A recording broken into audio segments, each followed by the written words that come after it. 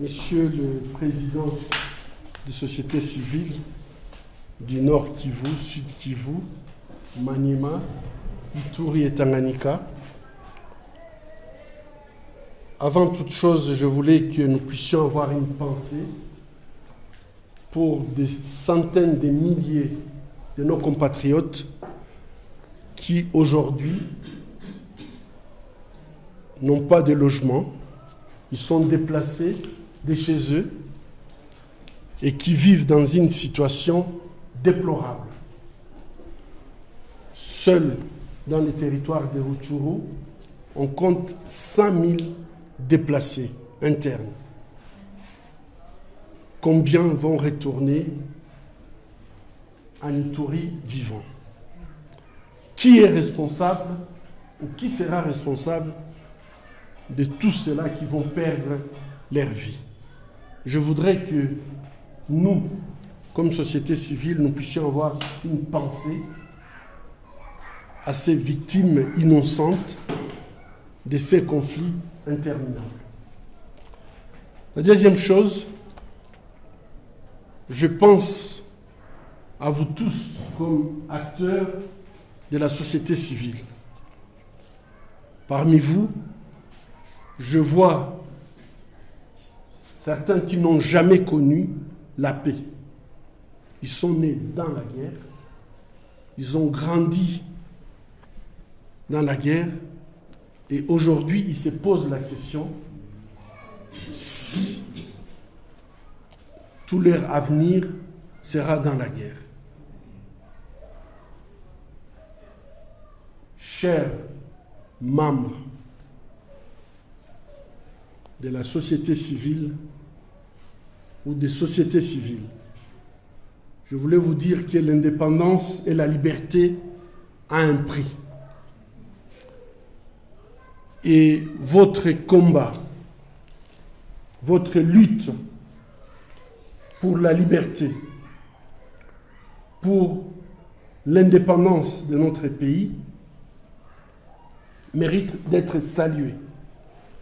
Parce que je pense que, quels que soient les accords que nous pouvons faire, après 25 ans, nous avons une certitude. Personne ne nous sortira de cette situation. C'est seulement les acteurs de la société civile, clairvoyants, qui peuvent comprendre l'évolution de la situation et qui savent réclamer leurs droits, aussi bien au niveau national, régional qu'international, et se battant pour l'indépendance de notre pays, qui sortiront ces pays de cette situation qui n'a fait que trop durer. Enfin, je remercie nos sociétés civiles. On a parlé avec le président des sociétés civiles et je sais le poids que vous avez, la pression que vous avez devant l'exaspération de notre jeunesse qui ne voit plus d'avenir et qui essaie de répondre à sa manière devant cette agression. Mais je vous remercie puisque je sais que vous essayez de contenir cette jeunesse. Et il faut absolument continuer à prêcher à notre jeunesse la tolérance. Savoir prêcher à notre jeunesse que la violence ne peut engendrer que la violence. Et qu'il y a des façons de réclamer son droit de façon pacifique. Et nous recommandons à notre population de rester pacifique devant cette énième agression. Être pacifique, ça ne veut pas dire être naïf.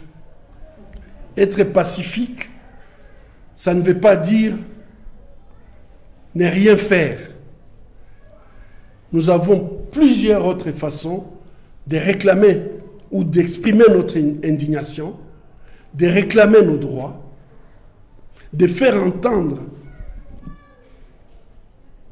nos réclamations sans passer à la violence.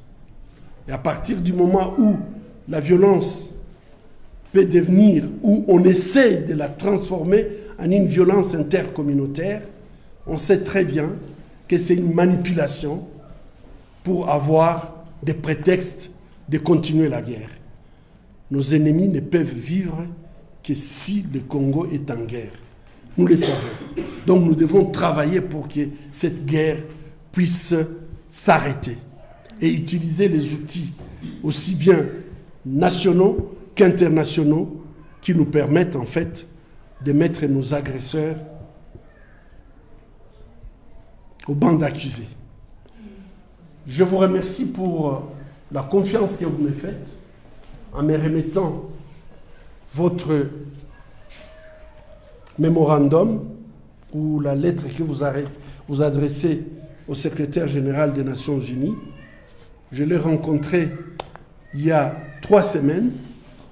Il m'a reçu à ses bureaux et nous avions une discussion qui était productive, puisque Monsieur le secrétaire général des Nations Unies, M. Guterres, connaît très bien la région, cette région en guerre, donc de l'Ituri, à la province de Tanganyika. Et il est préoccupé par la situation dans cette région.